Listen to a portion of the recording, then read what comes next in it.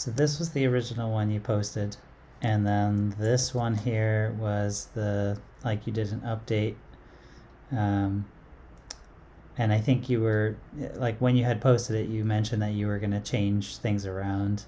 So I didn't want to go off of this one, so my paint over was based on like this original one here. It's not like a super great paint over, but all I was trying to illustrate was, I think like in this one you did a good job of like unifying the colors of your shadows, you know, so when I look here, here, and here, compared to like your original one, which had essentially 3 different colors, now they're all kind of unified. And I think, you know, you probably were going to change this, like the way this purple was coming in. So I didn't want to like talk about that, but what I wanted to illustrate was, I think when I look at like your image versus your reference, I feel like the blue is kind of like, you know, your like your blue is a little like maybe purpley, and instead of the like this like cyan-y color that like matches the sky. So I want to, like, one of the things I think you should do is like whatever color your sky is, right? So if you look here, I'm trying to like match the color to the sky to like the color of the snow, you know, closer. So here you can see you had this kind of sky, and like in this one you updated to this like kind of just like a solid color. You know, you should see this color reflected in your snow and in all your shadows, especially because that's kind of what's happening here. If you look at the shadow areas, you know, like these big areas of shadow and like surrounding this like city, you'll see that it very closely resembles the sky color. You know, obviously there's some differences here and there, but you know, that's kind of what's happening there.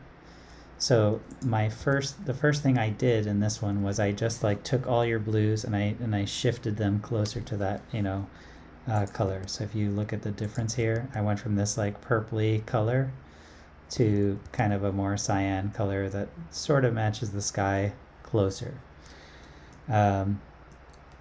So that's like the first one. The very base like level thing that I think your image needed was just you know, unifying your shadows and your sky, because that's something that's so like it's so strong in this image here, seeing these like really richly saturated shadows in the snow. I'm talking a lot about the snow itself because the mountains are a little different. The mountains are kind of like, you know, the mountains aren't flat, they're not horizontal, and so they're not like reflecting or getting like all the light from like one part of the sky being the zenith, right, like the top. So just to illustrate, let me grab a paint. I want to be clear here so that you have a good understanding of what I'm talking about. I'm just going to grab a color that's going to stick out, like red. Okay. So this section here is like flat, right? It just goes like left to right. And so it just inherits the like color from the top part of the sky. So whatever color is here is going to shoot, you know, down and hit the snow there. Okay. But your mountains are like this. Okay. So they're not going to get the top down, you know, the top is going to hit it, but really what's going to happen is whatever color is here in the sky, like not the clouds, but like your horizon, is going to shoot and hit this face, and then whatever color is here, whatever is coming from there, so that could be sun, is going to come here and hit this face. So if I had to like just quickly paint in like colors, this is going to look not great, but I'm just trying to illustrate a point here. Let's go to 60. So your colors will, you know, you're gonna get like a faceted edge, one that's colored from one side and then one that's colored from the other. So that could be like a slightly more purple shadow here. Okay, and then on top of that, like that's like your main, you know, that's like your main two like colors hitting those because they're so faceted in this image. On top of that, the blue will actually hit everything, but just on a lower level. So if I go and I snag like a cyan blue, right? And then I set my opacity down to like point, let's see if this works. You know, it's gonna be something like that, you know. So it kind of like you have three colors coming together here, and like that's what I think is kind of missing.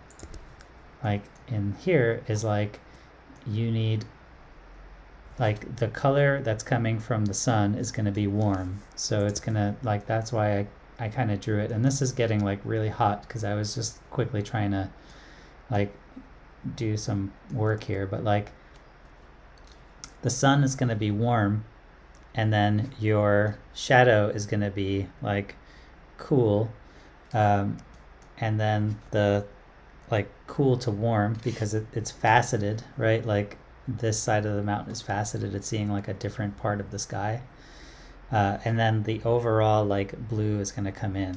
So one of my notes was this is like something that happens quite a lot. I'll illustrate here to you. So let's go back to red just a second. Okay, you might set up a scene, right? Like let's say you were working on this shot and you're setting up like your lighting, and you might start and you might do something like, sorry, you might do something like, come on. All right, you might do something like this. Your sun goes this way, your dome goes this way, right? And then what happens is you get this mix of warm light here. So if this was let's say this was a faceted edge, you get warm here, and you get cool here. Okay, what I was suggesting to you is that like there is a point in this like image here where like the warm kind of mixes with your cool, and it creates this like purpley color. And a lot of times when you're trying to do that in lighting, what you'll do is you'll take, so let me illustrate this to you here. So let's say we're looking at the top of this city, right? So so let's say we're looking at the top of the city, okay? And there's mountains here. You set up a sun that looks like this, right? So that's your sun light. You set up your dome that's kind of hitting everywhere. But what you can do to introduce like some of this, like some of that sun and that warm like flavor into the rest of your scene is you make a second sun, like a second like really, really soft sun like type light, right? It's really far off, but it's really like big and soft because you don't want like a second shadow, right? So this is going to be, let's say what we call it is like a wrap. It's called a wrap light, right? So what it's designed to do is to throw your color of sun into the scene where it should be, right? So if I'm zooming in here, like this is all sun, right? But then you have this like other light that's maybe a little bit warmer than your sun, and it's wrapping around, and what it does is it throws warms into your cool shadows. Only like, it's like maybe 10 or 20 degrees, right, difference. But what it's designed to do is to actually throw some warm lights into your shadows, so that you get this like interesting mix. And I think like that's kind of what's happening in this image is like they have their key, they have their skylight, and the skylight is like ranged, which means like there's a ramp. So it's very, very cyan and blue up here. And then like on the edges, the light coming through is like a little warmer purple, and then they have this light that's like coming around a little more and giving it sort of a little bit of extra warmth. So that was kind of what I mean, is like make a sun or your whatever sun you normally have, and then make another light that's like a wrap light that you bring around, and it's really, really soft. You don't want to, I want to reiterate this, that you don't want to see shadows from this wrap light. You just want to use it to like throw some color into like your like shadows a little bit, but not the full shadows, right? You're not going to rotate it all the way around, just a little bit to introduce like that, that edge, that like warm edge. So I think something like that could help you to essentially get some warmth at the beginning of your like shadow line. And then the other thing was like, I think mostly that was it. It was just like working on colors to make them work for you. And I think like one of the things too is like you need some softness in here. It's like the image itself is very, it can feel like a little dry. Like I see like you have some in here, so that's good. I'm interested in seeing how that plays out when you do your lighting. The other thing you should be careful of is make sure that your lighting doesn't look green. So if I grab another paint here, like just looking at this one, I'm gonna look at like some of the values here. So you see like in some cases, like your values aren't showing that it's like higher in the green, but compared to like other things around it, it has this like greenish hue here. So you got it, like sometimes just the color of the thing that you're lighting can affect like how it looks.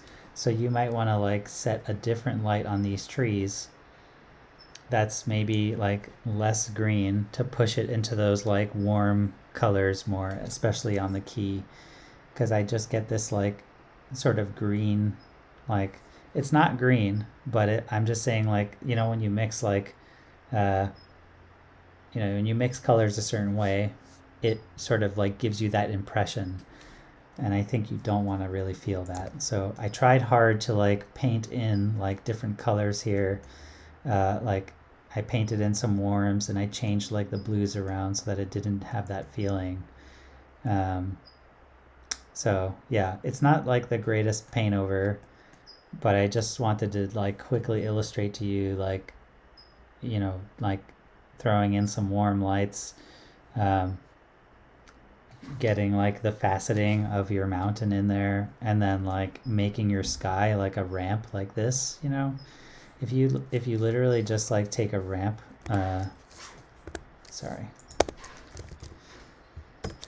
if you literally just put a ramp and you set the colors of your ramp, you can essentially like just use a ramp to get your sky colors, and you can like just like pick the color up here and then pick the color down here, and you'll get like a very accurate, almost similar looking sky to them. And like I said, like I got rid of all your clouds because these clouds in the background here to me just sit back. They sit really, really far back, and they just like they just kind of go with the mountains. But like you don't really have that space here. You already have the mountains making that shape. So for me, it was like more important that you get that like ramp in there and not like get any complexity with these like clouds in your background. Um, yeah, so try that. Is that like a little clearer?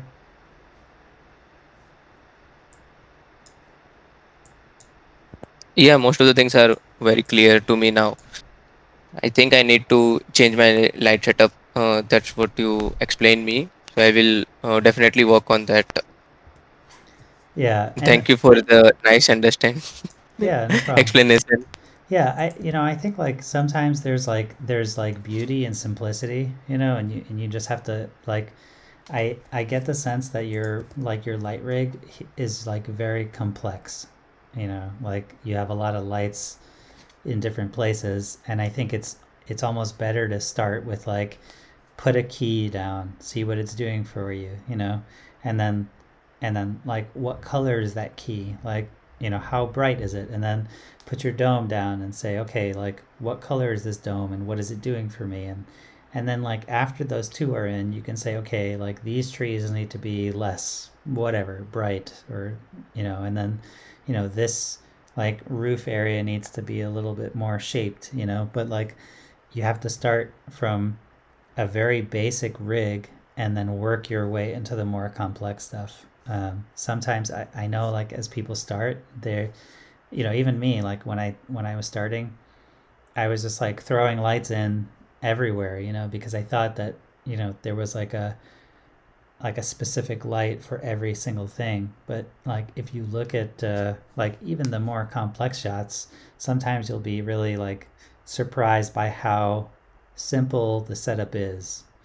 Um, so Yeah, I will definitely go with the simple light. I have used so many lights. I know. yeah, I will so start. I will start with fresh one. okay, yeah, That's much better. yeah. But I think you have like the right understanding, so I think you'll do. I think you'll Yeah, do well. Don't get discouraged or anything. I think you're like on the right yeah, path. yeah. I So just have a question regarding the warm tone. Will it be comp stuff or it will be from Maya? for volumes, No, not for the volumes. For the house, there is a warm tone. It's very particularly warm on the house. Yeah, over there. like So I oh haven't done it in anything in comp actually. Okay, mostly. Just I added a glow and add the color in glow. So should I change my light temperature in Maya only, or should I add that warm tone in directly comp? yeah, I think you should be able to get it in lighting. You Okay. shouldn't like color changes in comp are kind of it's hard to like just change like your warms unless you're working with like a really good color correct like software like Resolve or something. It's really hard to be like, oh, take all my brights and make them warmer, you want to like hit as much of the look as you can in render unless there's a reason that you're gonna like push it off into comp, like you're gonna save time, you know, by doing something. But I think it's better for your like lighting experience to do it in lighting as much as possible. And then when you're in comp, you can do things like, glows and like some diffusion. You could do like depth of fields, stuff like that. You can make little changes, but I think in this image here, like when I start an image, I always kind of talk to myself and I define like what is really important for me to hit, here. Like what's the main thing that sells this shot? And I make a list of like 12 things or 10 things, And so those ones I try very hard to make them like solid and like hit them in lighting if I can. And if I can't, I'll hit them in comp. But there's like I know that there's a reason, um, a lot of times like knowing is like super important because then like when you're trying to change something you know where to go and why, uh, so yeah, I would try to hit that warmth in lighting, and I think you'll see like once you like put in your key and then you like put in like the wrap light, you'll see that warmth like get into your like cool shadows, and immediately you'll be like, oh, this is it, you know. So yeah, try it in lighting first. Okay. Thanks, Chris. Yeah, no problem. Yeah. Bye bye. Bye. Okay, so next I think we have Holly. Yeah. And Holly, are you here? Okay, she isn't. You know what? Sometimes Holly joins us. I'm gonna skip and hope that she does. If anyone sees her, can you just like say something? Or sometimes I can't see if people are coming in or out. But I'm gonna hold off in hopes that she comes and hears her feedback. So the one we had after this was this one from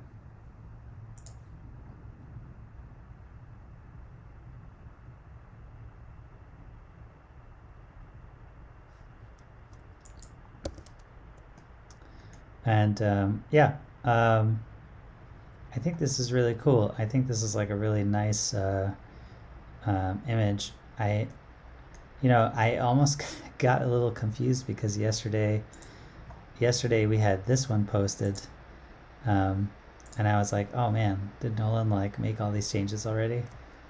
But it's a very different one. So yeah, I think this is like a really, really nice image you have here.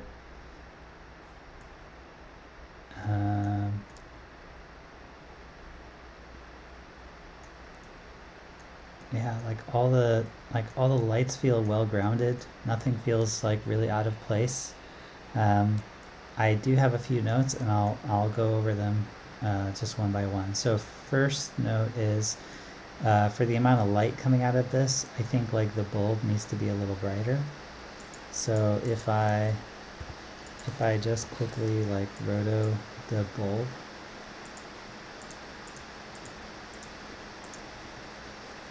and then I'm just gonna multiply it.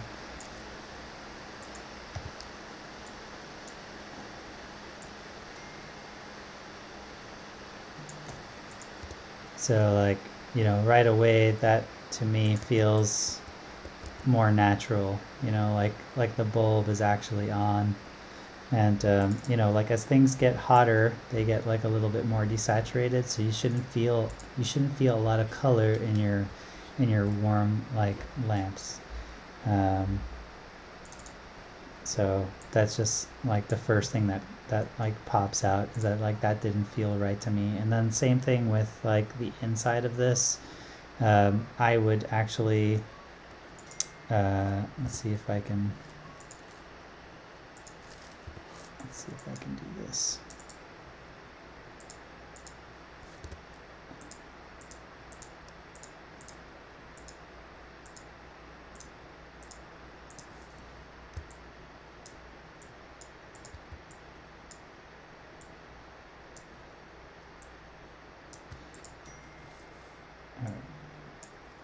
So like even the inside, I think, can like, you know, increase a little bit in value.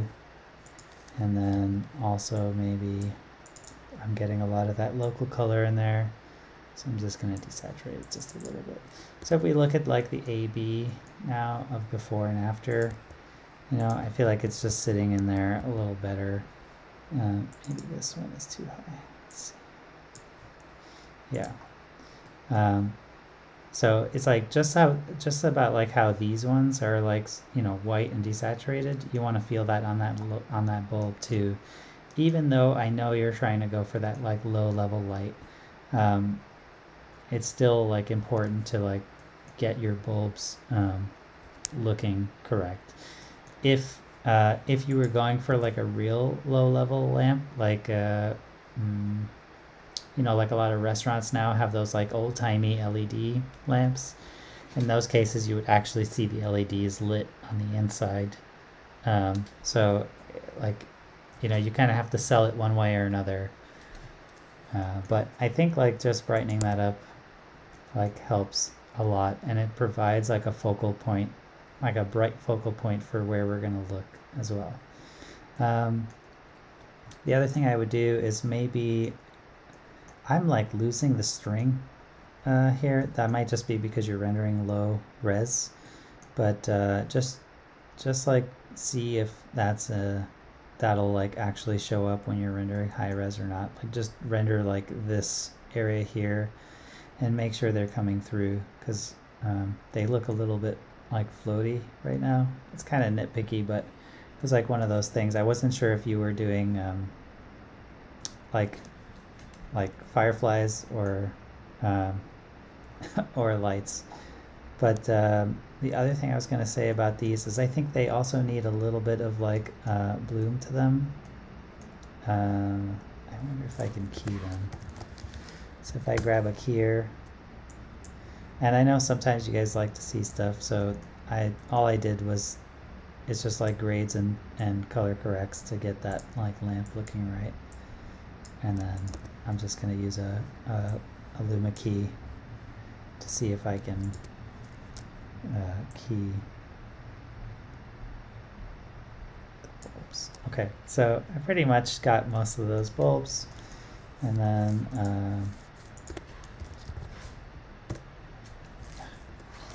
I'm just going to try to shuffle them back in.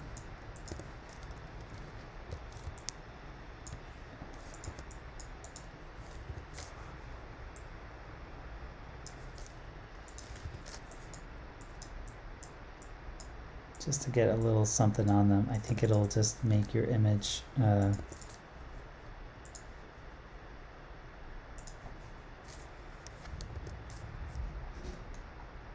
I think it'll just make your image look a little, a little bit more put together and like nice. And like you don't want to see it a lot, especially for these like low level bulbs, but it's like just a little bit. And then what you want to do is flood them with like your color. So if that's like a, let's see if that's working. It is not. So you want them to be like colorful, so that like you see the white, and then what they're putting out around them is like the color that they are. So A being there, I just feel like they just fit into the scene and feel less like CG. And again, like you can do this like in other ways. You could do it with like a glow node or something like that. I was just trying to just illustrate like the basic way to get there. The other thing I was gonna talk about is, we talked about this yesterday actually, is like moonlight. So if this is moonlight coming from outside, or if it's like some other type of light, and I think it's like a really difficult thing to sell moonlight. Like the way in which you do it has to always be it has to be like artistic but also technical, so it's like a hard balance. For instance, if you were seeing this amount of like stars outside, or like this amount of like Milky Way, generally your exposure would be like so high that like I would expect everything in the room to be extremely bright. And you can do it for effect, where like like this is my world and the stars are really like bright and you can see it all, and that's totally fine, but I think you have to like sell it. So what I'm trying to get at is like moonlight's really dim generally, and moonlight and like interior lights kind of fight one another. So I did this yesterday, but let me see if I can do this again.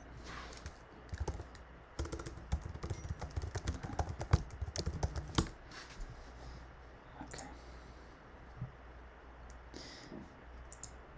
Did the same thing yesterday. Interior. All right, so one of the things I immediately like notice in these images is like generally speaking, they don't have another light in there. It's usually like just the moonlight. You know, and like in some cases you can. So you see in this one here, they tried to do like moonlight coming through, and they have this light that's not really putting out a lot of light. And this moonlight, I can guarantee you, is just like a super bright light on the outside. So you could sell it like this, but what I'm trying to get at is like, I think if this is moonlight, then the ambience of the room, that like base level lighting that you have, has to go way down. Like you'd have to go to like something like this, where the lamp was was actually giving light, these things were giving light, and then like your moonlight was coming through, and that was giving you a lot of light, and then you didn't have a lot of this like this ambience, surrounding. And that's just because like in order for you to expose for moonlight, it's like everything has to be low level, and then you're bringing it up and it's still this like low level thing, and there really isn't a lot of light in your scene. So I taking that aside for right now, I just want to say I like the composition of your image here, and I like what you're doing.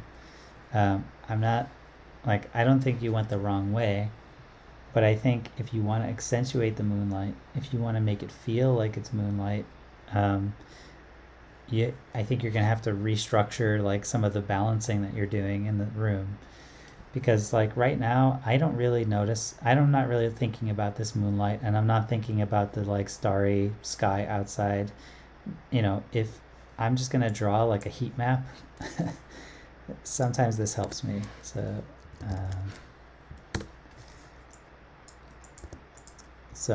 I'm gonna do two things actually. I'm gonna transform and flip this just to give you an idea while you're watching this. -1. Ugh.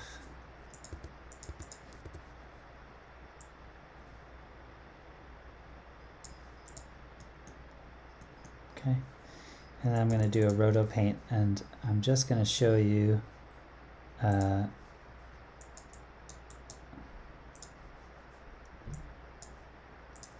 like where I'm looking.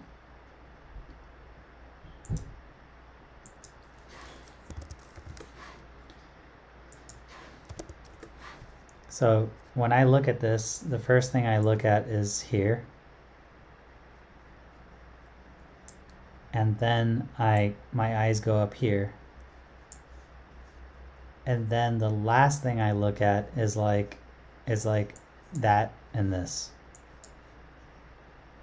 So like it's the third thing that I'm actually viewing. So like the reason why I bring that up is because if your goal was to sort of like get somebody to, like put together like stars and desk, I think the order is kind of missing, right? It's like you should be looking at stars, then desk, like get my eyes to that like window and make sure that that's like the point that's drawing me in.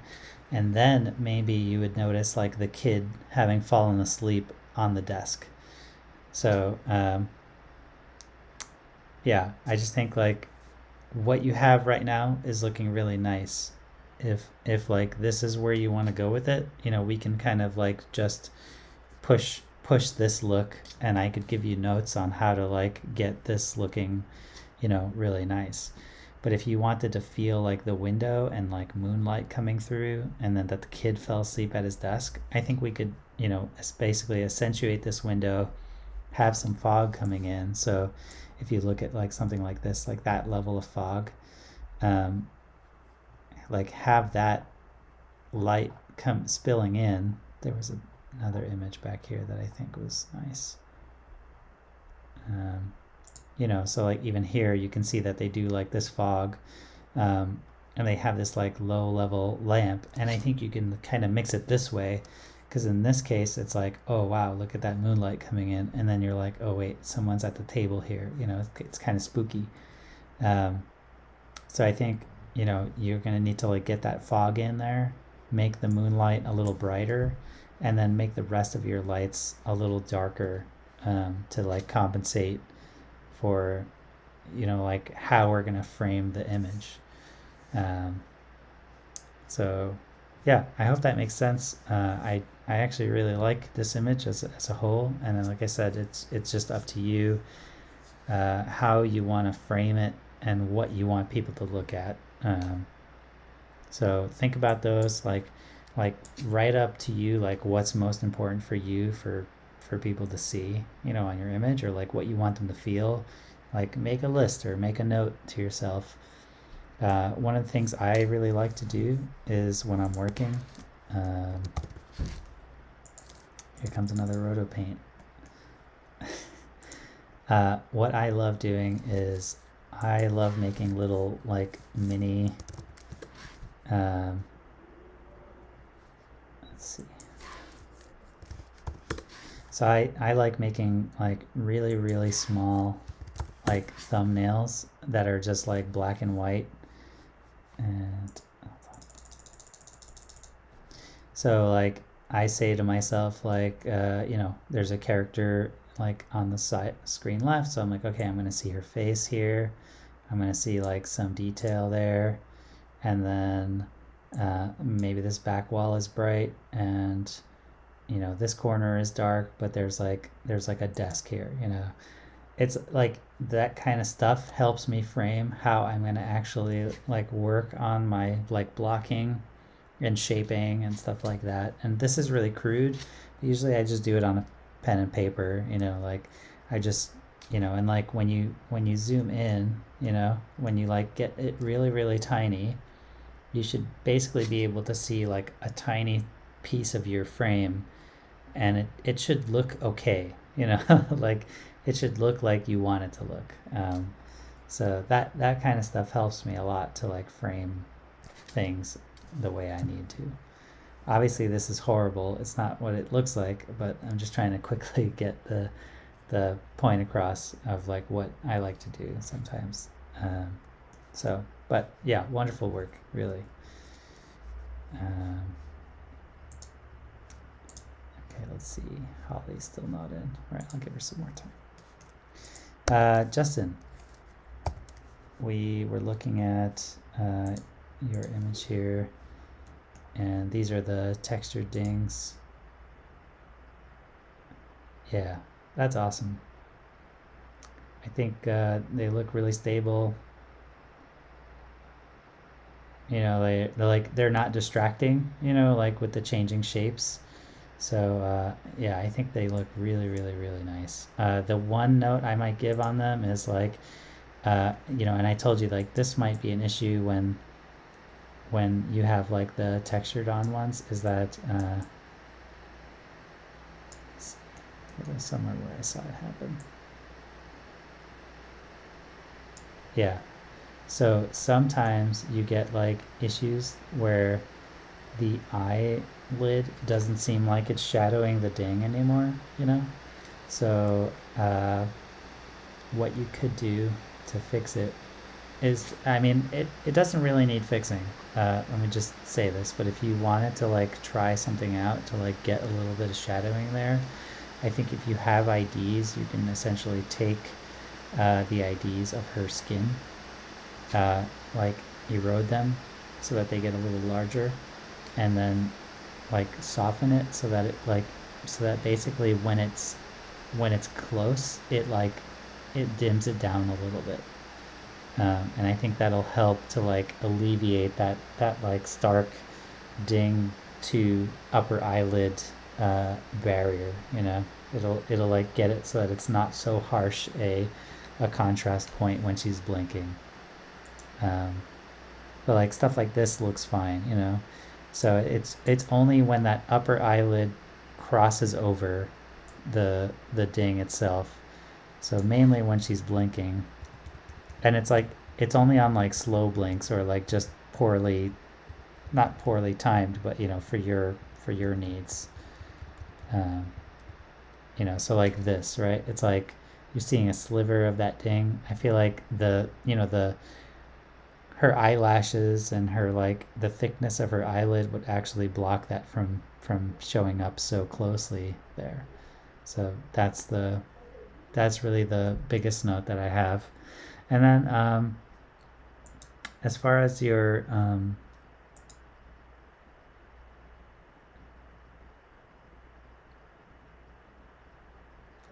dust goes, I think it's okay actually. It's not too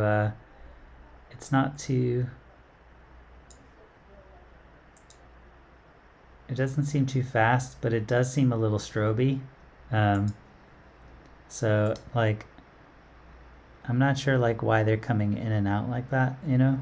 Like I feel like they should just be more solid the whole time. So maybe there's like some kind of jitter in them, or like some kind of Z movement or something. Like maybe they're too small, and you know, you're getting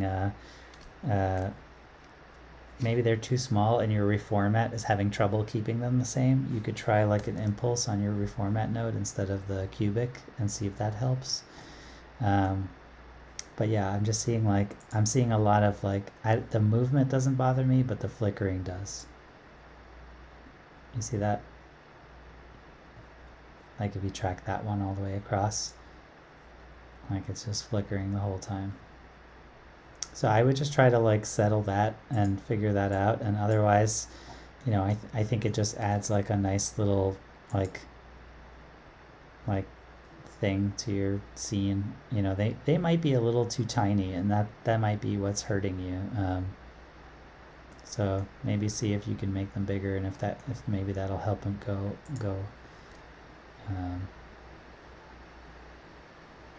Like maybe it'll help the flickering. But yeah, otherwise I think you have like a winner here shot wise. Really, really nice work. And yeah, I think you can probably take this, you know, through yourself to the end, you know, like now it's basically just like, if you want to do that ding stuff, and then just like, you know, it's just technical stuff now. There's no more like artistic notes that you're gonna get on this. So yeah, definitely great work, and I'm looking forward to seeing more from you. Also, I have your lighting reel here. You know, it might actually be better to, you know, I did want to say that there seems to be some like gamma issue happening between these two. Like, I think yesterday the image you showed, or the one you showed, or not yesterday, but earlier, it would look like this, but now it's kind of like, it's a little washy, you know, like the darks here got a little washed out. I'm not sure if something's happening in your comp or what, but it seems like something changed, either like the way you're exporting, or your, you know, something changed about your image here. So just make sure you're showing the right one. Like if this is your image that you want to see versus like this level of brightness.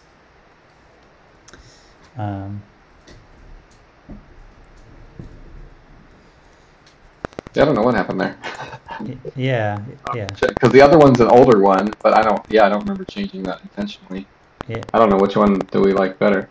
I think maybe I did brighten that right side up a little bit, but yeah, I think like maybe like whatever, you know, haze is like a little too much. It's like pulling from the richness of your darks, you know. But honestly, I you know, in some places it looks a little crushed, so maybe like 50-50. Okay, cool. I'm not sure. Yeah, right in between. Yeah. Because like something about this is nice, but like getting back some of that color or that darkness there.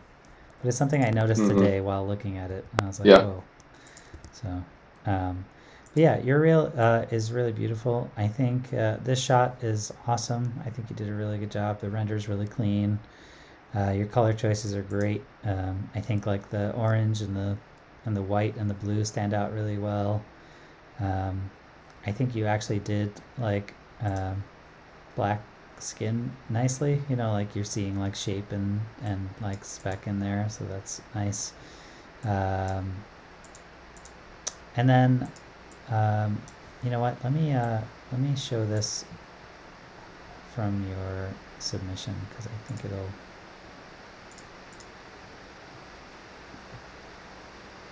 display better.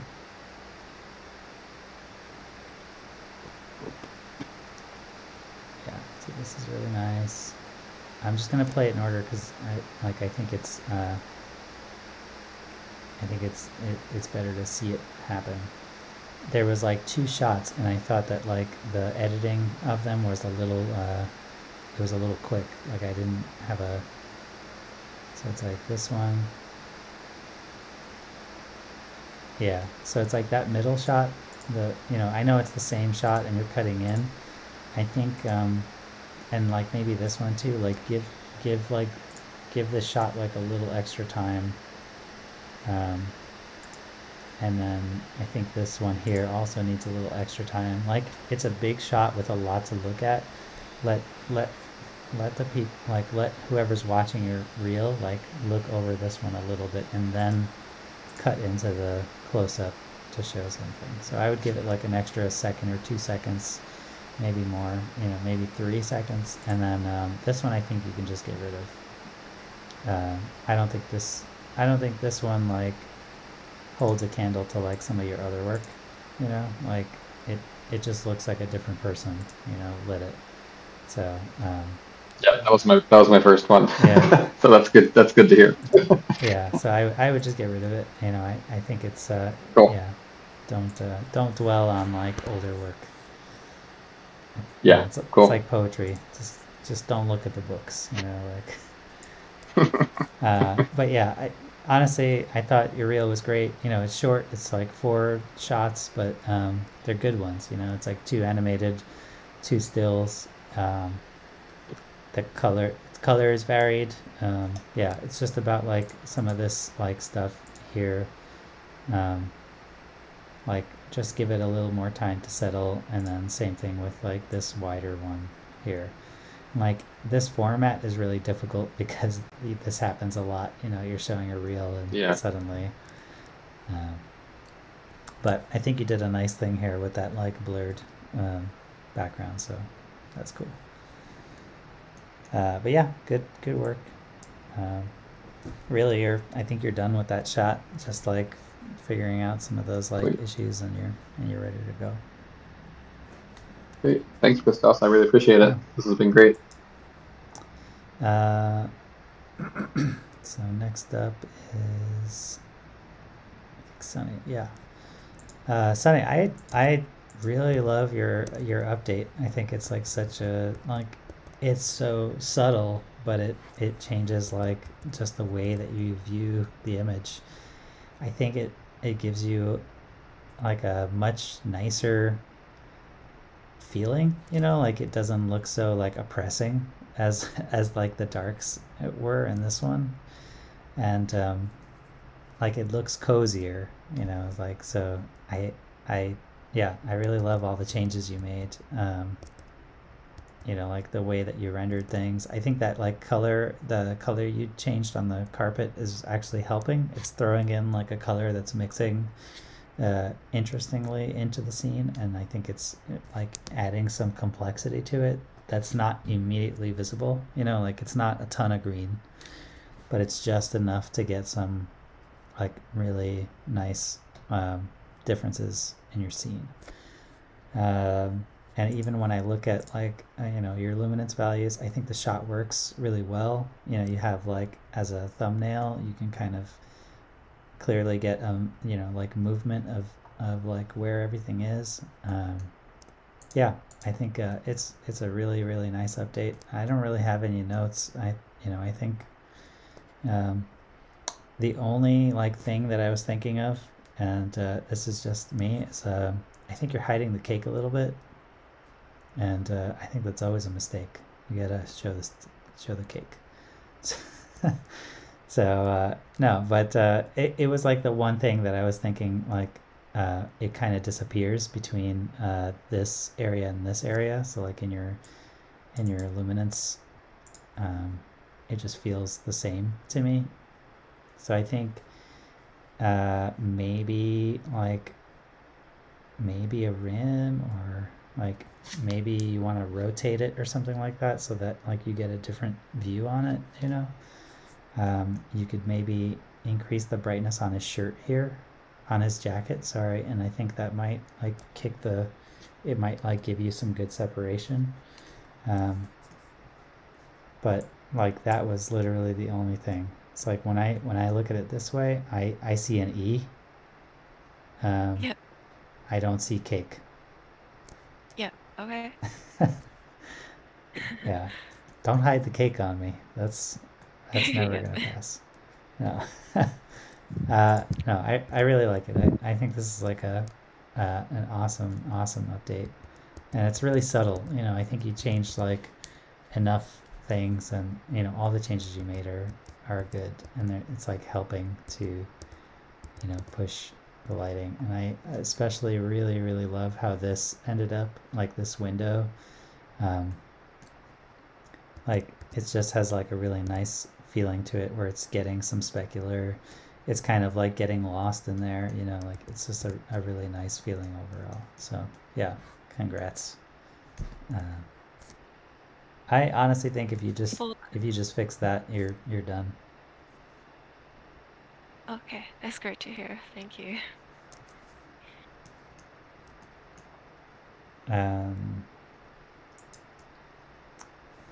Yeah, and Sunny, did you do like something specific with like in terms of noise, or was the other one just the other one was like really low quality render, but this one like your high quality, or is this like medium?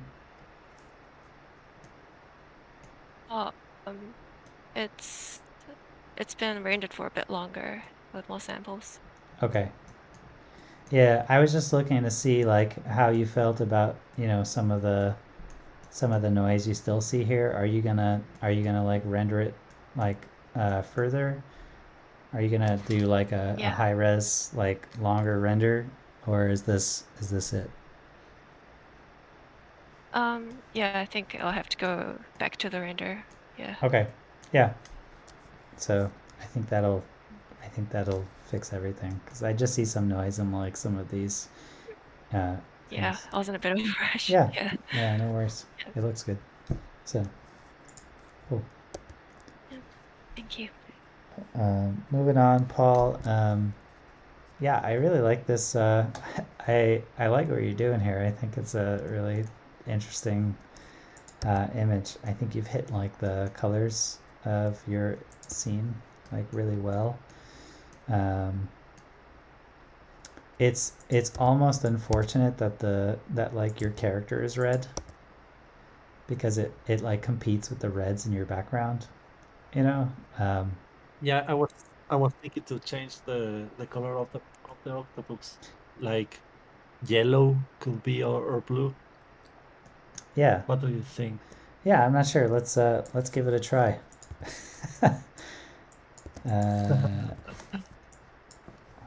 Sure. Yes, the problem was the red color.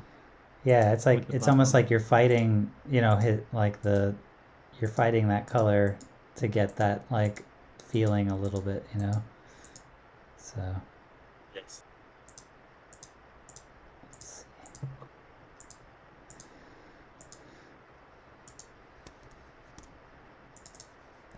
You know what? Maybe hue shift instead.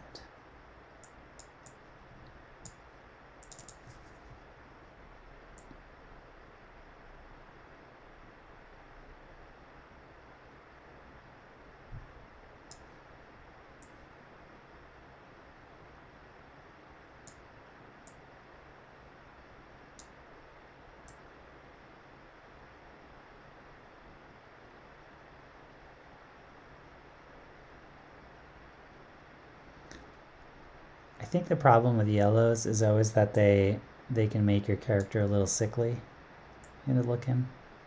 You'd have to be, you know, or Yeah. like, you know, he looks like he's ate something bad, you know. Uh-huh.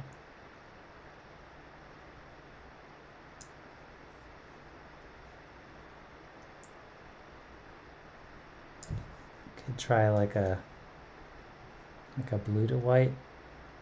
That could potentially fit, but then that like blue is not really in your color scheme here either. Yeah, I don't know. I mean, maybe it's better to just leave it, but it's not bothering me a ton, you know. It was just like an observation of like the reds in your background combined with the reds in his skin, you know, like it seemed like a little too much red, but I don't know. I don't think it's like such a big deal. What do you think if I put like in the middle of the octopus like a black color in the background to contrast a little bit? Yeah, I think you could definitely do that. Or what you could do is like in this one here, there's like red surrounding, but there's yellow in the middle. You know, you could probably do something similar where like the red never touches, you know, him, but you could put another color back here. But yeah, something like that could definitely help you. But otherwise, I think like the cards themselves are lit well. I like some of this like coloring on the inside. I'm curious. Yeah, this film was like so saturated. It's so funny.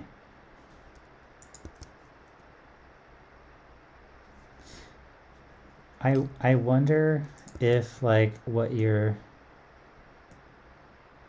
missing is to like really integrate into the scene is maybe like some, like if you have a light over a table and it's like causing some like haze to come down, you know, like it might actually integrate into your background a little bit more. So let's see if I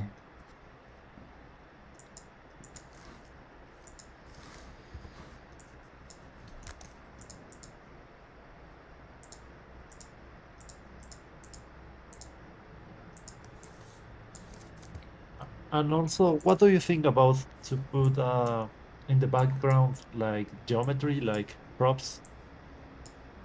It would help, or it's okay with just the image? I think it's okay with just the image. I mean, it just depends like it depends like how professionally you want this to look, you know. Like if you wanted it to look like a showstopper on your reel, then I would put props there and you know, build something. If you wanted it to look you know, like right now it looks kind of like a really nice image, and it's kind of like a you know, like the lighting itself looks good, but it doesn't like read like a complete image to me, you know what I mean? Like, and so that's why I'm thinking like maybe that's why I'm trying to see if I can change this to try. Also, I could change the layout and try to zoom in or dolly in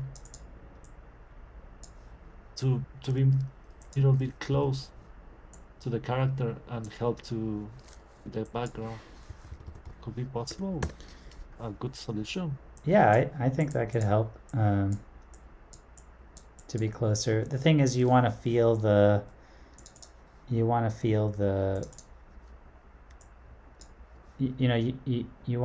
like the background is still integrated, you know. So let me see. So let's see. You have kind of like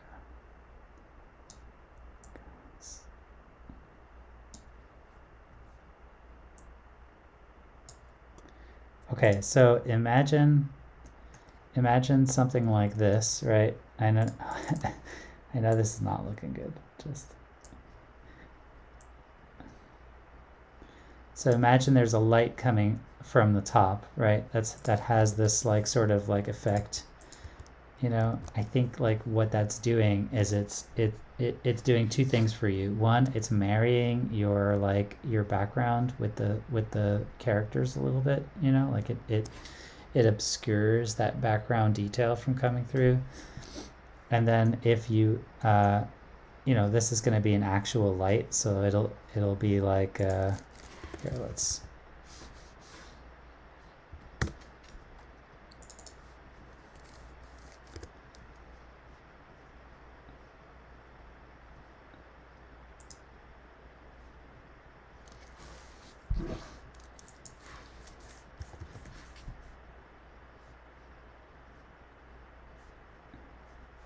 All right, so like, you know, oh no, sorry.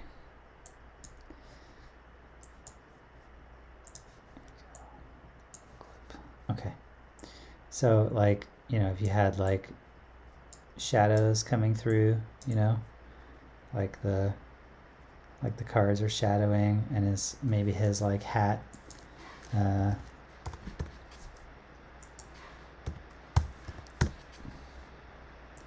you know,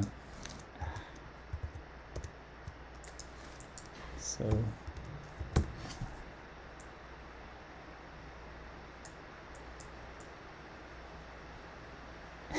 this looks terrible, I'm sorry, but like basically what I'm getting at is like if the top is coming through and then like he's, you know, like there's like shadows as well, you know, like it can like act as like a nice like way to like integrate the top of the character,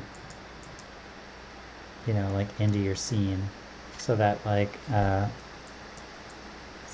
don't want that much, but like just something to like have to play with the light around you, you know. The other thing I think you can do is I like that you have this like foreground like blur. It helps to integrate with that background there.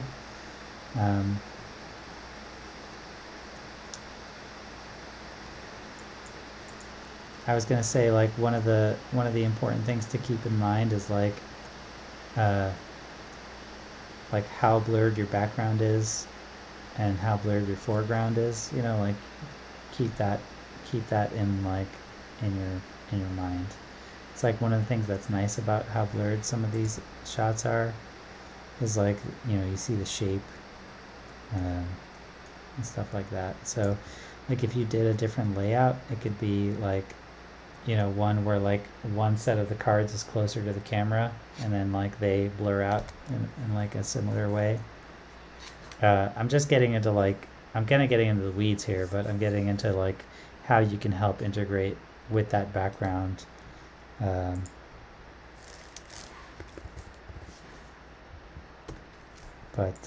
Yeah, honestly, I think it's a really good start. I think like you've like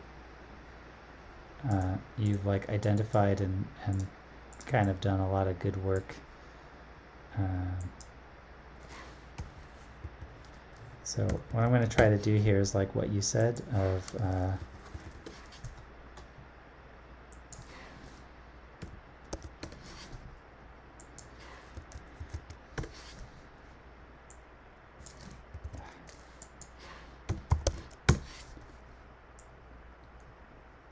like darkening some of this background.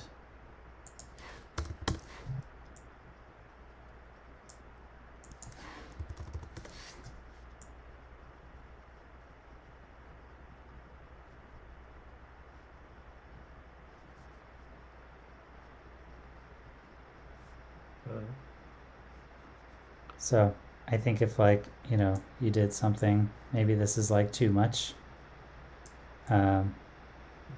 But if you did something like that, it could help like kick the character off, you know.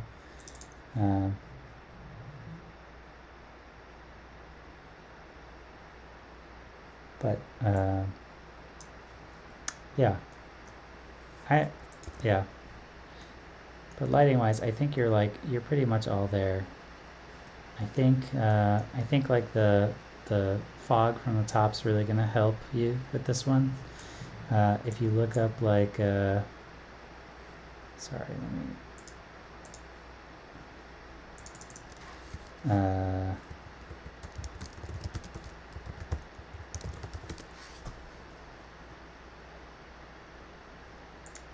you know, if you're looking up like some shots here. Generally, especially for the more like dramatic shots, they usually have some kind of like, you know, like top light coming through. Now like all the photography, none of it has it, but you know, there's like some haziness in there, and I think you can like put that in. And then if you darken the background a little bit, I think that too will kind of work like to your favor. So yeah. As far as the colors go, you know, we were talking about the colors with the red. I think like you know, the colors are reading to me, you know, like that yellow against the red. I think that's reading. Sometimes like here's like a little tip for you guys. Sometimes if you have something really colorful, right? So like, you know, this character is red, and you're trying to add like a weird color onto him. Sometimes that color won't actually mix. Like it won't mix in, and it'll look gray. You know, that's just kind of what will happen. In those cases, what you want to do is you make a second render, like a separate render, and you set your character's materials to be white, and then you render that like rim, and then you essentially you'll get that like color, and then you can kind of like mix that in like comp, you know. So like if you, for instance, like I can sort of illustrate it here. Like let's say I wanted to add like a green color here. See how like that's not really happening on the character's skin. Instead, it's just getting this like weird like in between, you know. I could do like a whole class on like why this is happening color wise, but what's important to note is like if you're gonna do something like that, if you just desaturate it first and then throw in the green, then you'll get it.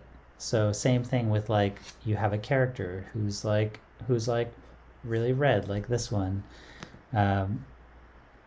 in a scene, and you want to like throw out on a green rim. It's like that's kind of your way to do it, is like take your character's material on a secondary layer or file, whatever it is that you're working in, desaturate their color, render just that color separately, and then add it on top in comp, and you'll see that it just like it just like fits in much better than if you were trying to like just use a regular like color on top in the actual render. So if you're having trouble with like this yellow and getting it to like show up the way you want to, you can do that, but honestly I'm reading it pretty well.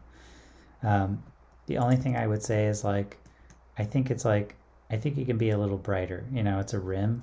Yours seems more like a kick to me. So like I think like if you go a little bit brighter on it,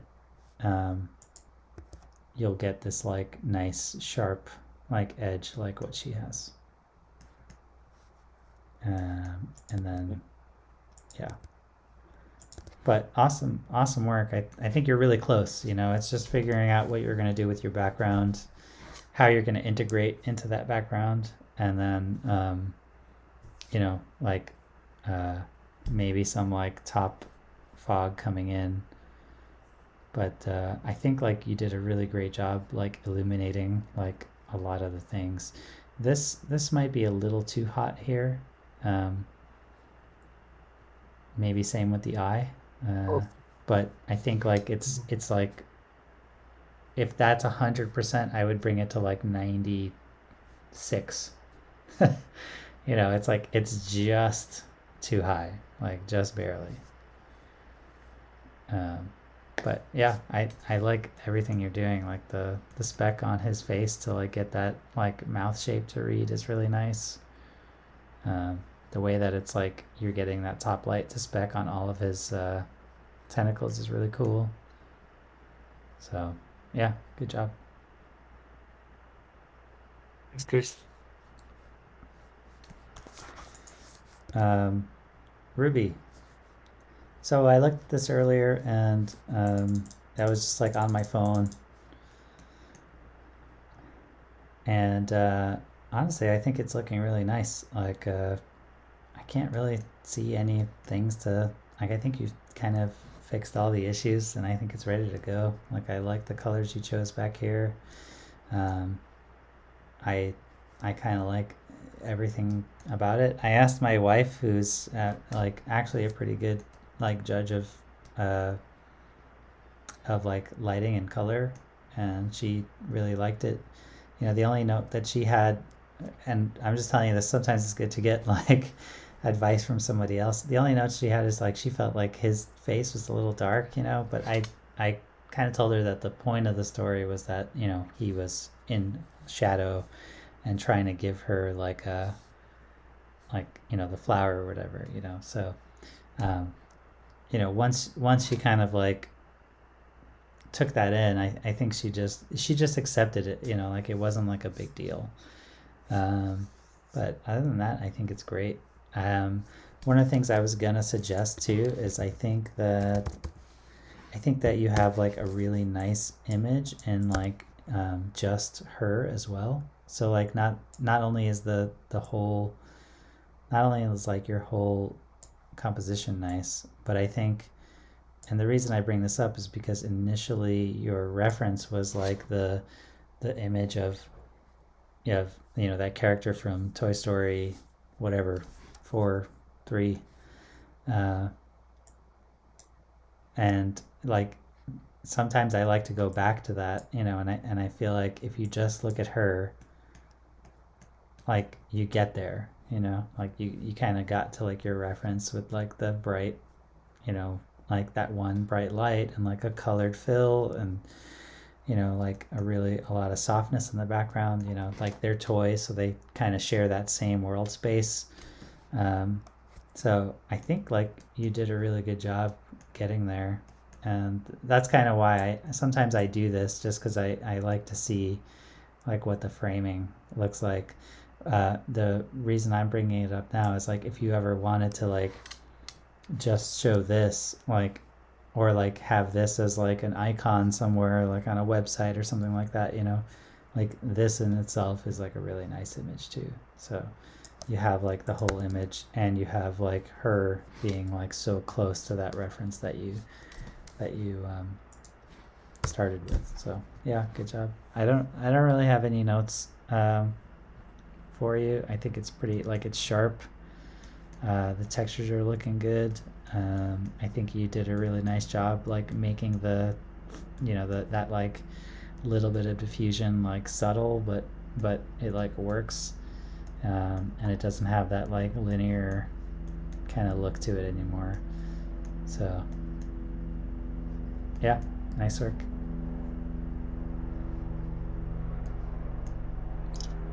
Awesome, thank you. Thank you, that means a lot. Thanks for all the tips and guidance though. Yeah, no worries.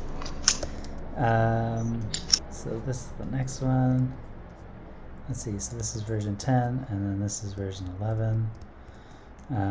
Yeah, I think like this is pretty much what we were talking about, like darkening that area there. Other than that, I think this is a really nice, like, successful image, you know, like I'm like looking at the right place. I think you have some like nice detail work here, like as far as like shading, like that stuff kind of goes a long way, and I think you took on a difficult thing here of like doing ice and cracked ice and like, you know, flat water and stuff like that. It's, you know, all that stuff counts, and I think people see the attention to like little details and stuff like that. And like, you know, I hate to like go back to Ruby, but like you know, it's like one of those things where like the deeper you go, you know, seeing these little like stitches and stuff like that is really nice. And yeah, if you guys stick around at the end, I'll tell you a story about you know, my wife works at Disney and she does cloth sim, and yeah, I'll talk to you about like some Encanto stuff after I stop rendering. But yeah, I mean, I think it's it's like a really nice image, and like everything's well balanced. If I look at like luminance values. I feel like I'm looking at the right place. I see there's like a lot of range. Like I wouldn't want to do anything to it, you know. And yeah, I think you like hit your look that you were kind of going for. So yeah. And then, yeah, earlier we were talking about like those greens that you had, you know, that were like kind of forming here. So that's really nice that you got, you know, you kind of managed to clear them out. So yeah, good work. I think this is really cool. Cool. Now, Thank you. now I want to see your, your animated one. So looking forward to that one. Okay, so next one we were talking about is this one here.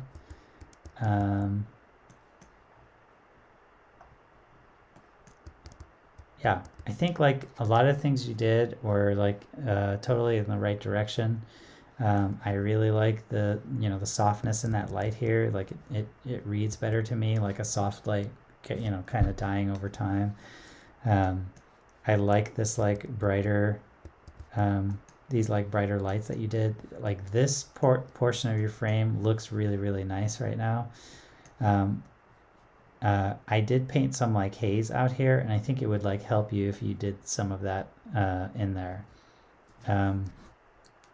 So it's like volumetrics that are coming out, but just really softly, you know, not like a pointed volume.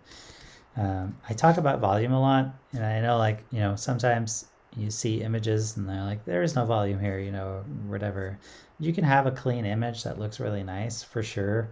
But I think a lot of times with like environments and things like that we're doing, you can use them to your own advantage to like make something like, you know, a feature when it wasn't before.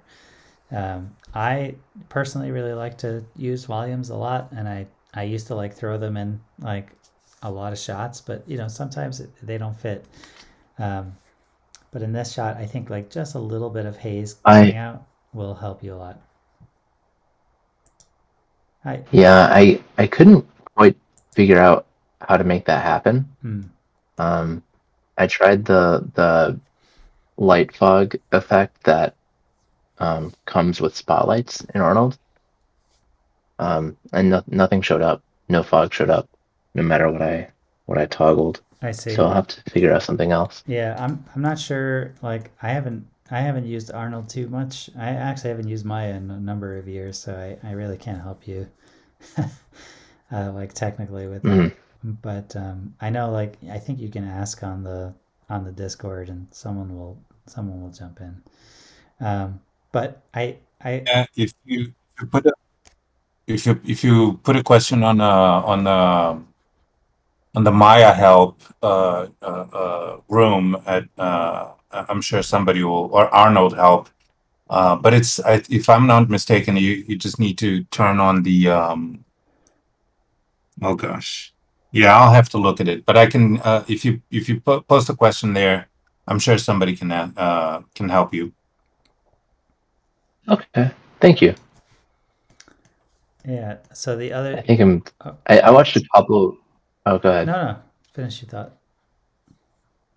I watched a couple YouTube videos, and it just seems like there's something wrong with Arnold, so maybe I need to reinstall it or something.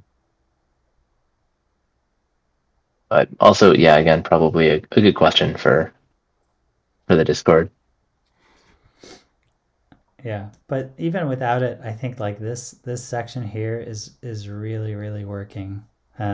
It's got like really nice light coming out. It's like warm, and it's juxtaposed with this like cool light that's out here. So I think like it's working.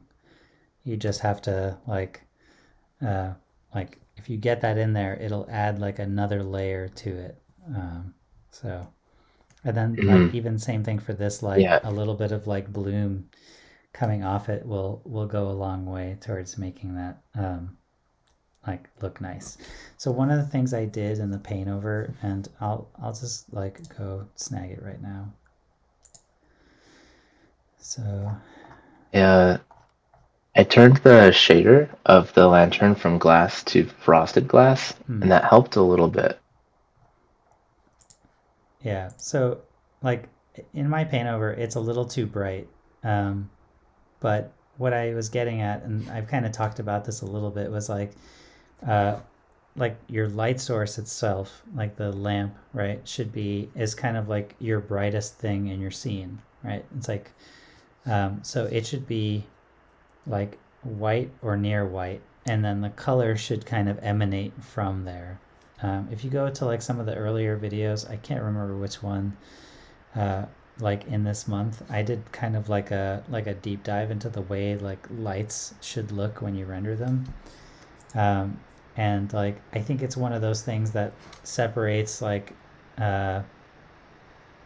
amateur work from like professional work, is like properly exposed light bulbs.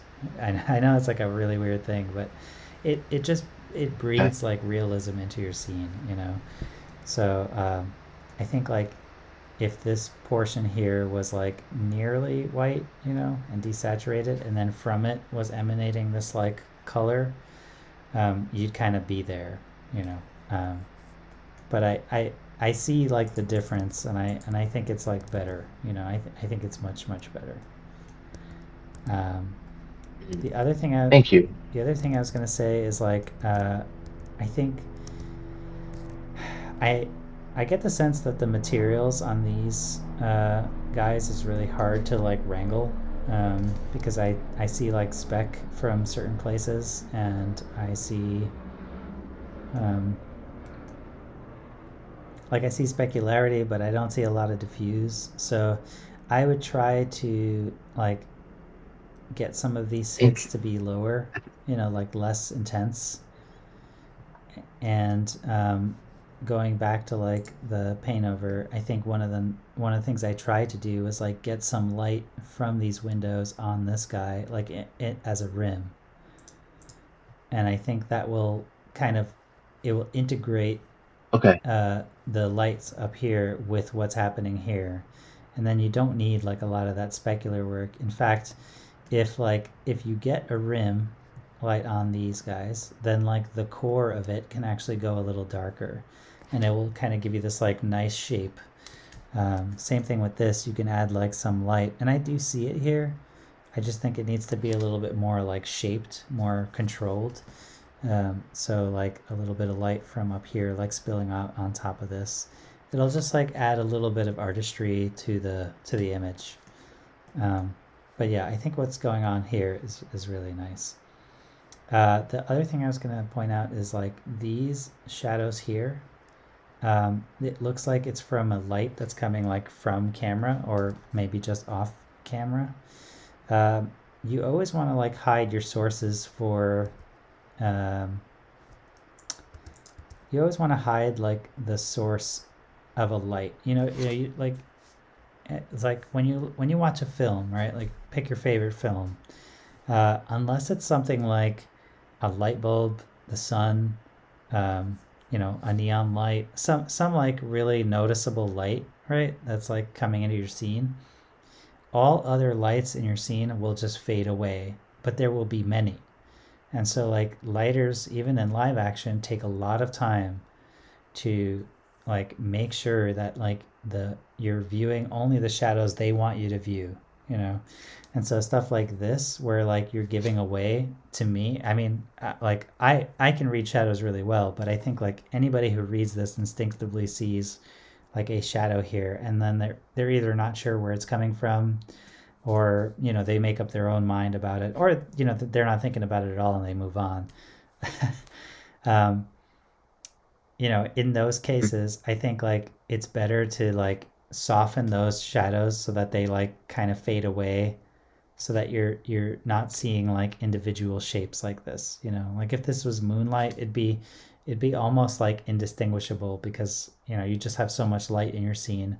So it'd just be like a color and not so much like this like shadow stuff. So I would soften it a little more, so that you're not seeing like detail in that shadow. And I think like then the color will just sit there, and you won't have to worry about like adding new lights to your, like adding new complexity to your scene, because every shadow you add adds more complexity, and like that's like complexity you may not want. In some cases you do, but in some cases you don't. So let me see if I have a good, I'm gonna no, not that.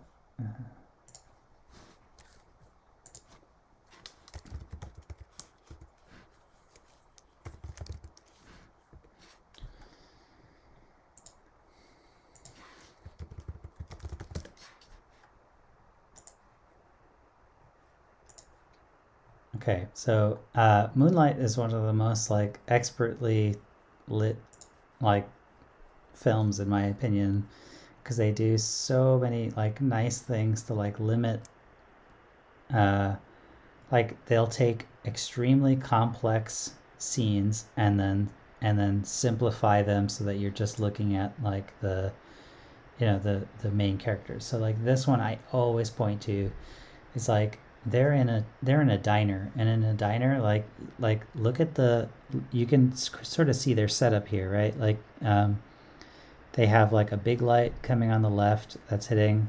They have like these top lights. They have a bunch of spec lights, in the scene. But like if you look at the scene itself, forget about the specular here. But if you look at here, what's happening, how many shadows can you read? It's like one, maybe two, but if you really analyze the scenes, there's like shadows going in like many different ways from like all the lights that they're putting up.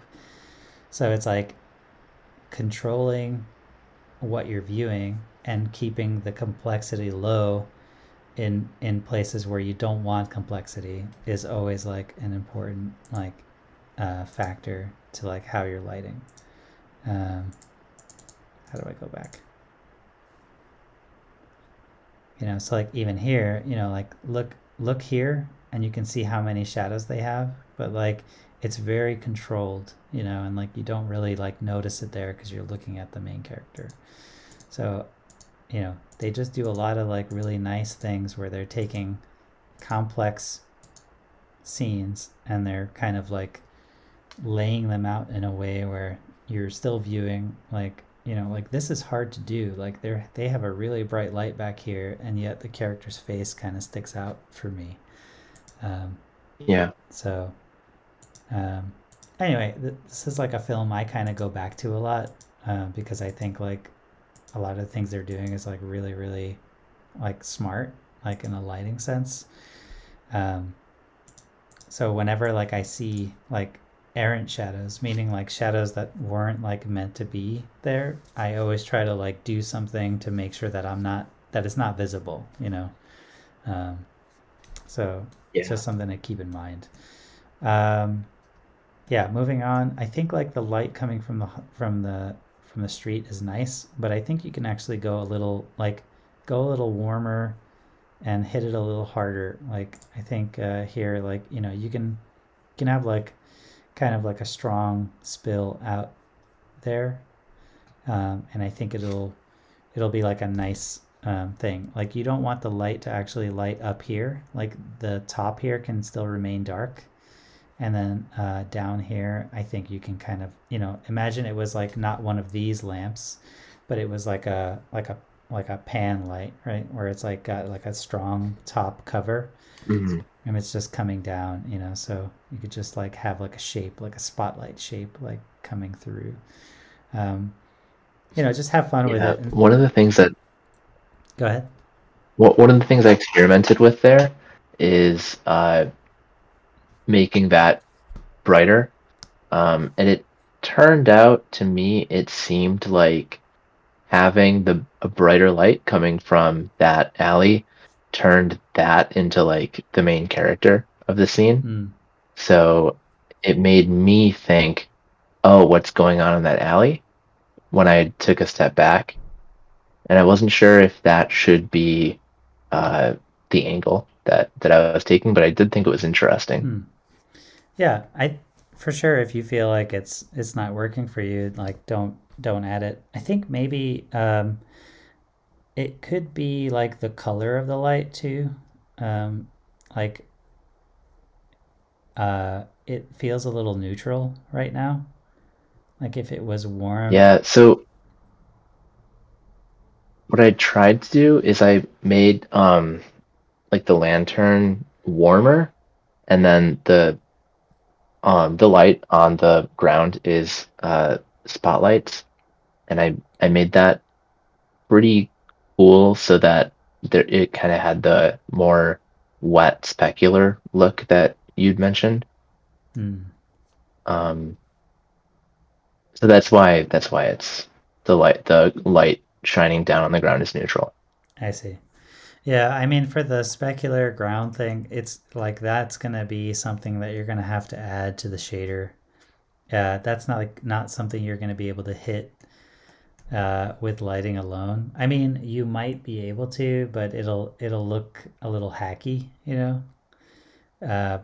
But basically, you need to add like a kind of like a specular handle to the ground, and then like the speck should just start naturally like pulling in, and you should be able to see things. And you know, the only reason I brought that up is because if I go further up to where you posted your reference, like one of the nice things about this was like the like slight specular that you had in here, that like the street had in here, had this like straight line going through, and I feel like that adds a lot to the like complexity, you know, of the scene.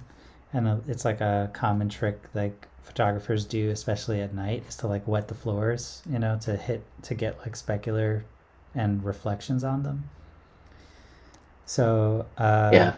you know, I like you might want to try doing something like that if you feel like that's beyond like what you are comfortable, you know, changing, or I don't know how much shading work, you know, but you know, like you can just kind of forget about that. I mean, a lot of this is like exercises to get yourself in the like to get like a body of work behind you that like when you take on work in the future, you're just like, oh, like I've done this before, like this works, this doesn't work, you know, like that's the nature of like doing these kinds of exercises.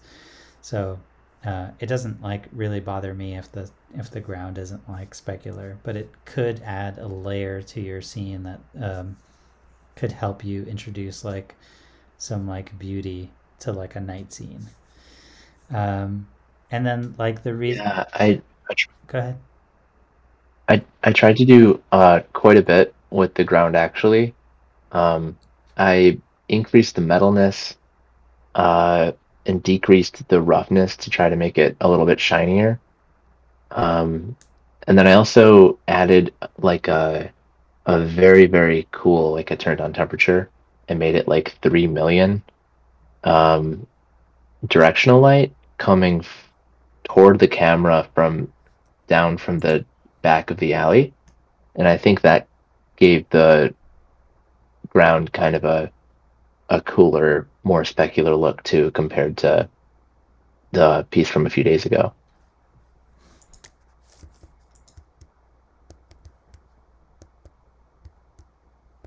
I see. Yeah, I'm kind of seeing it here. I think I see what you're saying, but I do see like some like extra here. But I think like what you can focus on is like don't worry about like a specular that runs through the alley. Just worry about like you seeing like a specular reflection of like some of your lighting in the floor. Like that's kind of what you're going for. Okay. And I think it'll like feel more natural than if it was like some other light in there. But yeah, I mean, I think this is like really a step in the right direction. I see all the things that you're doing. Like this light in particular, like whatever you do with it, even like if you keep it on, then I would darken the top. like we talked about. And then if you want to turn the alley off completely, that's fine too. Like, you know, it's really your image, and you can kind of like do what you want with it. So if it's not like fitting your like mood theme, then by all means, like just take it out. The only reason why I was bringing up the warmth is because if you look at this one, like, there's like a bunch of like lights flooding into the scene from like an off-screen source, and it's the warmth that sells like the, you know, it's the warmth that makes it look inviting, you know. So I think you know, when you make it cool like this, it kind of makes it a little spookier. You know, like, who's back there, Dracula? Yeah. So Right. like if you didn't like it, like, try it warmer, and then if you still don't like it, then just, you know, by all means remove it. It's not like, you know, it's your image, you know, so have fun with it however you see fit. In that sense, now that I'm looking at some other things too, like, I think there's like that blue here and on here, maybe you want to like tone it down a little bit, because it feels like there's a bright light coming from just off camera, you know, like this light here. So like on these guys, I would maybe like tone it down a little bit, because I think you're getting like a cyany green hue here from the mix of like warm and cool, and I think if you tone it down a little bit, like in brightness, it'll fit into like a cooler, like it will mix less, and thus it will be more cool. Okay. But can I ask you one more question? For the like front lamplight, how would you suggest going about making that brighter, and like you were talking about with what a light bulb is supposed to look like, making that kind of harsher but without brightening the whole scene? Yeah. Honestly, I would just hit that in comp. Like, Okay. like if I'll just bring this up here.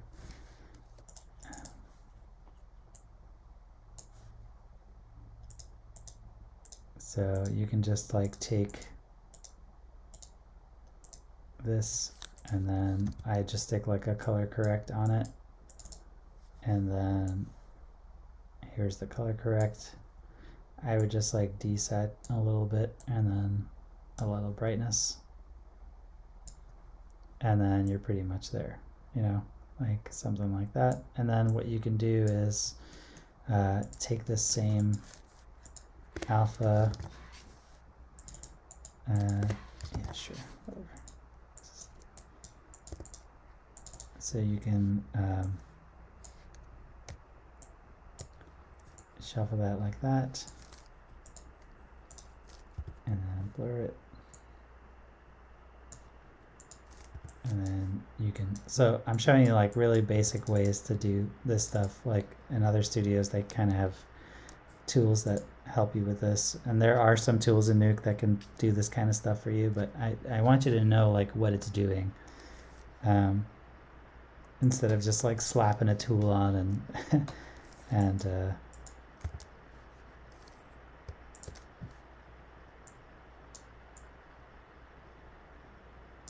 so like you see, like right away, to me that feels like the source is like brighter and like blooming through, and like your scene hasn't gotten any brighter, but it just feels like, you know, the right thing is happening.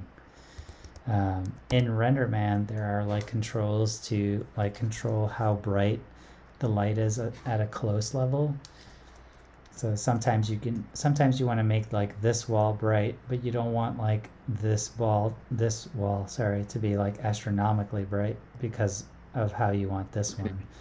I don't know like if other renderers like have that same thing as well, but you know, sometimes like that happens too, where like you're trying to make like something brighter, and then you do, and like your whole scene is thrown off because of it. So, but yeah, this kind of stuff I hit in comp a lot because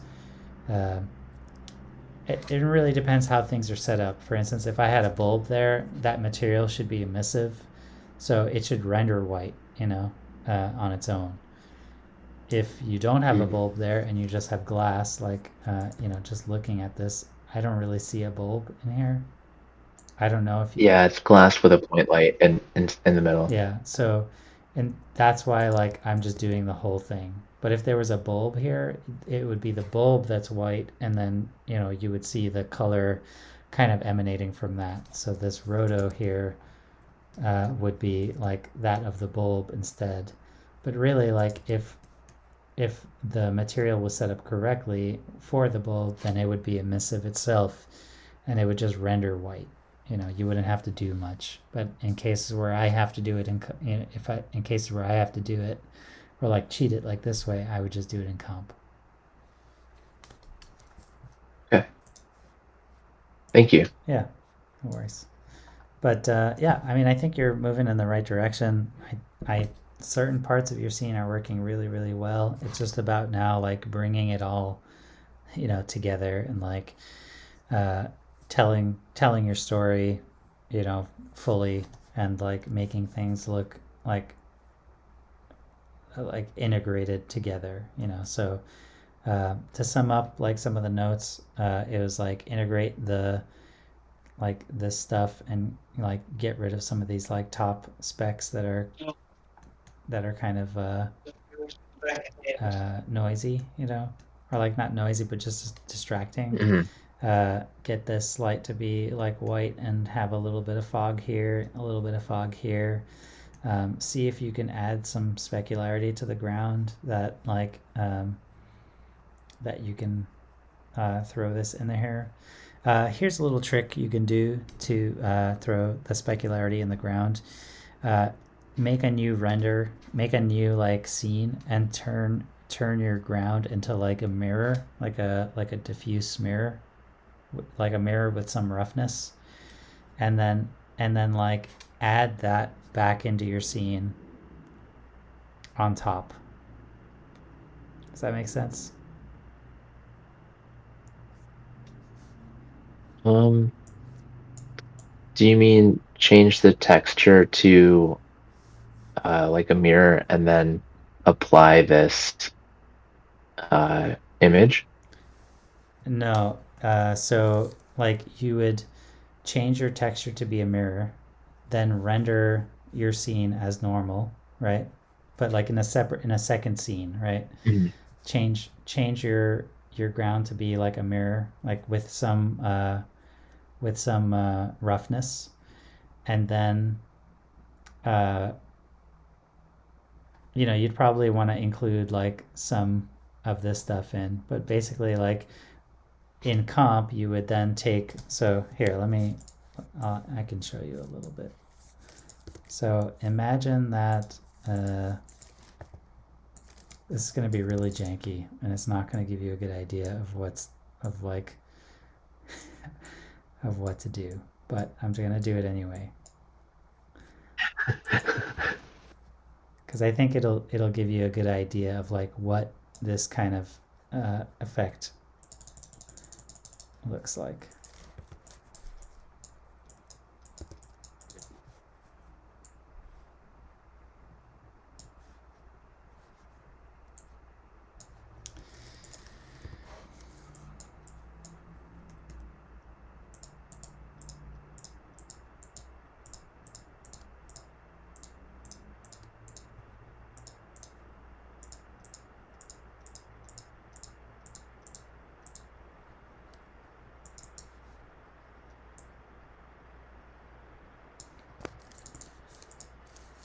So essentially what I'm doing is like something very similar to what will happen in render, right? You're rendering the ground as a mirror. So then like you basically get like this render, right? Like it's gonna reflect the scene onto the ground. It's doing the actual reflection. Here I'm just showing you like a mock-up. It's not gonna look like this, right? And then you use this to like add it on top of your scene, and it kind of adds that like reflective layer to your ground. So sometimes you can get away with something like this where like you're adding in a secondary layer that is that like reflective portion to your scene. The thing you have to be careful of is like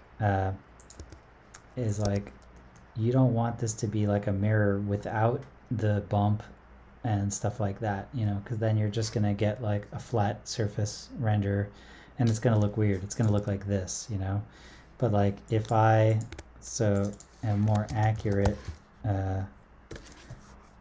thing would be to take your keyer, let's invert the keyer.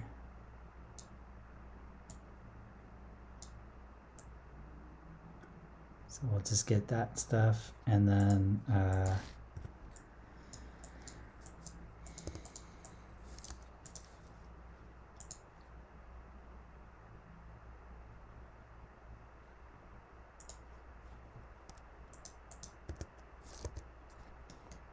so like, again, like this isn't super accurate, but like, you kind of get the idea now, right? Of like what like a specky floor might look like. And let me see if I blur this.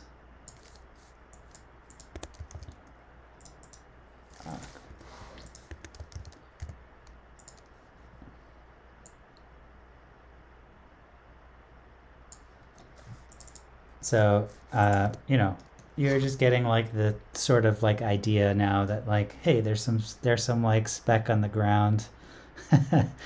Like it's not perfect, but it's kind of like it just shows you like what you might see in this case.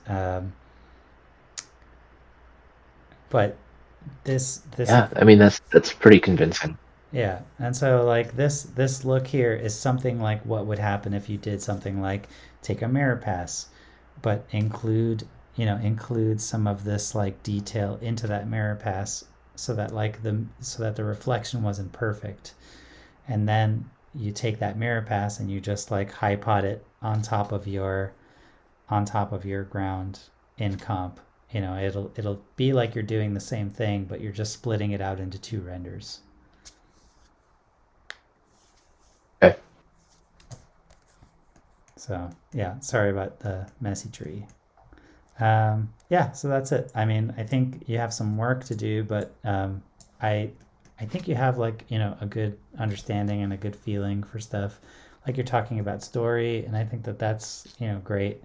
I think everyone needs to realize that lighting is a story department, like what you do is story. And so if you keep that in mind, you'll always put your story in your image, and that's like the most important thing. Like it'll make you stand out more than any other thing, technical, whatever. Like I can code, but it's like if your images don't make you feel a certain way, then like all the other stuff doesn't matter, So yeah, always keep story in mind when you're lighting.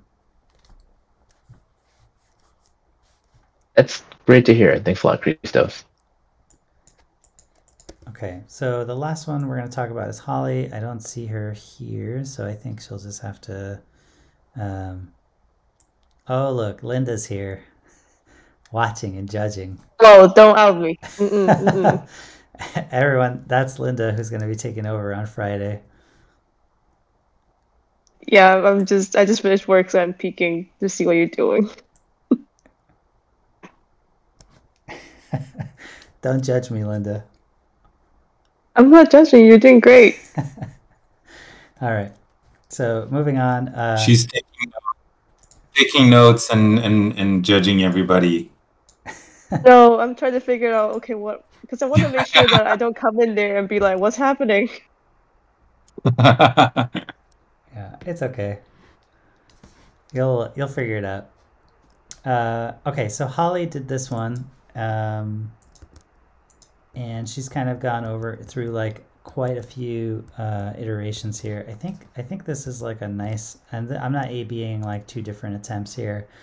I'm A/Bing two different frames. So Holly, when you watch this, there's there's a few things I want to bring up. One is I know that you went and you did like you actually overexposed your exterior with your lighting, but I think you went too far. You shouldn't, like, you should still see some detail here, and I think like right now you're just seeing like full white. The other thing is, for some reason, if I'm going to go back to your submission here. Actually, it's further down. Here we go. If I go to your submission here, it looks like the background isn't moving. So I don't know if like that's a technical issue, or like maybe you thought it was like so bright that no one would tell or something, or I'm not sure like what's happening, but definitely like the character should still, it should still be moving while they drive. Otherwise, like, you're just not gonna, it's gonna feel wrong, so the first two notes is make sure the car is moving, or like whatever technical issues happening. Maybe you just put a still in the comp and you didn't want to like go through the process of rendering the whole shot. That's fine. But I would definitely like expose this down like maybe 2 to 3 stops. Like you want to get enough detail in your background, but you don't want to like, you don't want to see what's happening out there, but you want to at least feel that something's happening. I would kind of tell you to go back to that like Minions reference that you were looking at to see like where their exposure values are. I think like her levels are really nice. I think you've kind of nailed her lighting. But I think there's still like this issue of this character here getting light from this window that looks like sunlight. So let me just do like a paint over of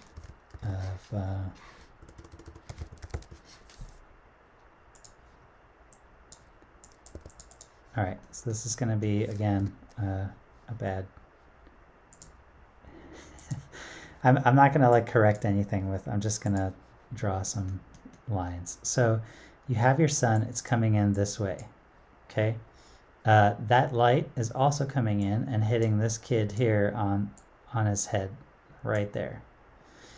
This light here, that's hitting him here. And like if I go to this one,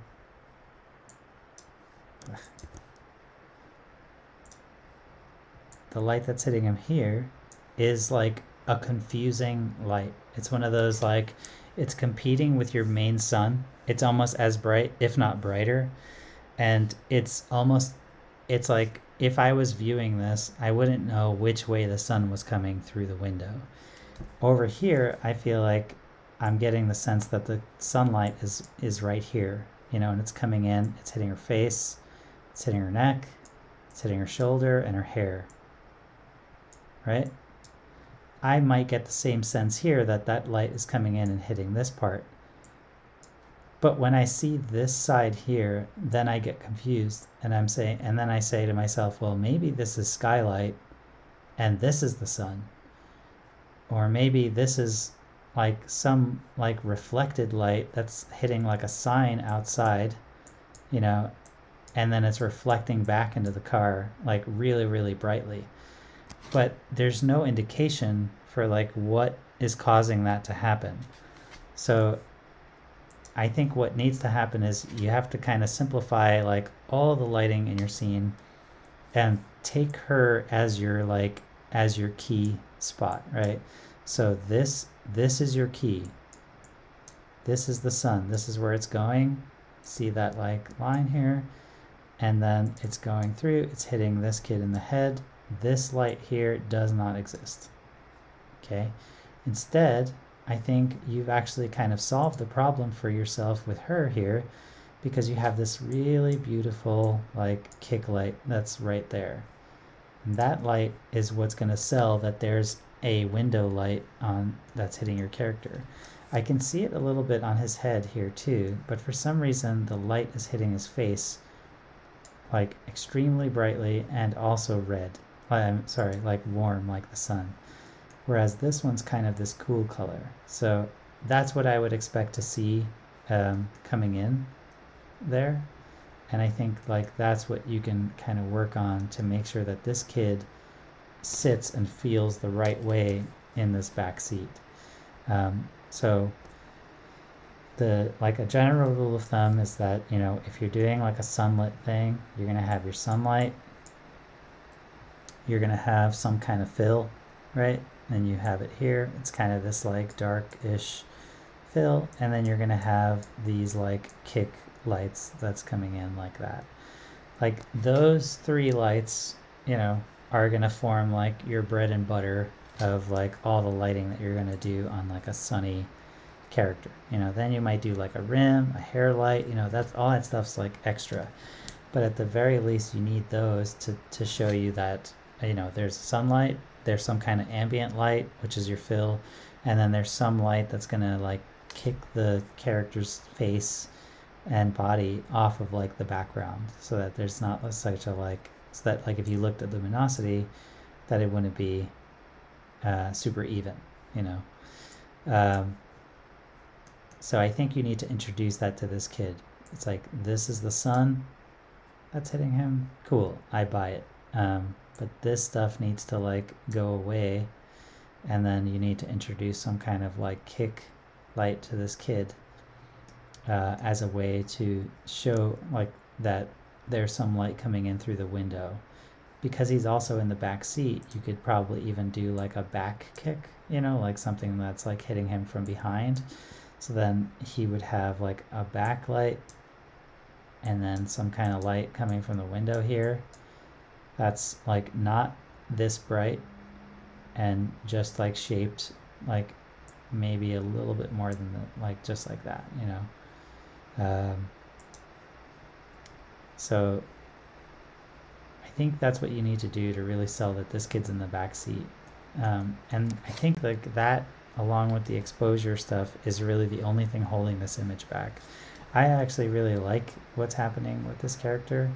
I'm going to talk about some more notes, but like those are the like two major things that I think need to be fixed before we start talking about like some more like complex stuff. But I will tell you the rest of it now too. So this character needs some like eye work. So the first thing that I think she needs, they all do, but I think this, like, I'm just going to start with this character first. So she needs some like dings like that on her eyes. So immediately you can see how like much more focus we have on her eyes with those. You will also need, just like Justin did with his eyes, like some kind of like brightness in the iris. So let's like change the opacity to 1. I'll change the color.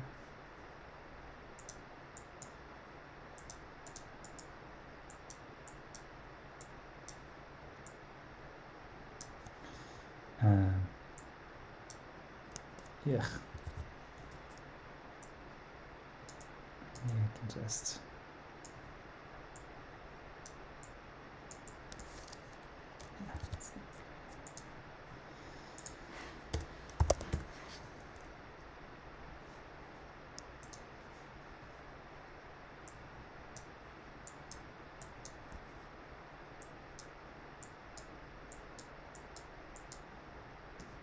So something like that, you know. because like now it's helping you to see where the sunlight's coming from. It offers us like some like focal points to look at her eyes, and like it's just like a more pleasing look for the eyes. Like before this, they, you know, she looks kind of dead, you know, like her eyes look really dry. So this kind of adds a little bit of that like color back. And then like even on the dark side, I think you can introduce a little bit more color and then have it be, you know, a little bit like brighter on the bottom here. Now, Justin had some issues with that on his character, like the girl. So I would suggest you chat with Justin and see like what he had to do to get the eyes working the right way. I think he had to like change some modeling around because they were just like full eyes and there was no detail in them. So that can like help you get some stuff for free. But definitely the dings and these eyes will go a long way towards making this like a really, really pleasing shot. So with this kid here, I can see like some reflection in his eye from some light. I would just kill that completely. And then you want to do something similar to his eyes as we talked about with hers. Oh, did I? Yeah, so you want to like, you want to get the same structure in his eyes, and you don't want to feel like, you know, whatever lights are causing, you know, these reflections in his eyes. So like, if you have to separate your lighting out with the eyes, remove the speck from them on the character's eyes, and then like restructure your lighting so that like you can get something like this. Justin had to like do his dings as a separate render with like a UV to get them to work, but you know, there's a bunch of different like techniques that you can do. But definitely this kid needs some work on his eyes, and I would start with getting rid of that speck. Like you'll probably have to like what's it called, light link, you know, his eyes to different lights than the ones that are hitting the set, and then those eye lights like turn the specular off, and then basically restructure the eye, you know, whether you need to do something with like a material or like a model so that you can get something like this in there, because it will go such a long way towards making your characters look like 100 times better. So it's like just A-Bing here, it's like, and going back, I feel like just that like paint over kind of gives so much character back to your character that it will be like way worth it for you to kind of do this. Yeah, but I think this shot has come a really, really long way. I like the darkness that's happening. I will say that I think the top of the roof here is like a little bright, and that could be because of how much you've exposed the exterior up. So check that, because I see like there's two pieces to your top.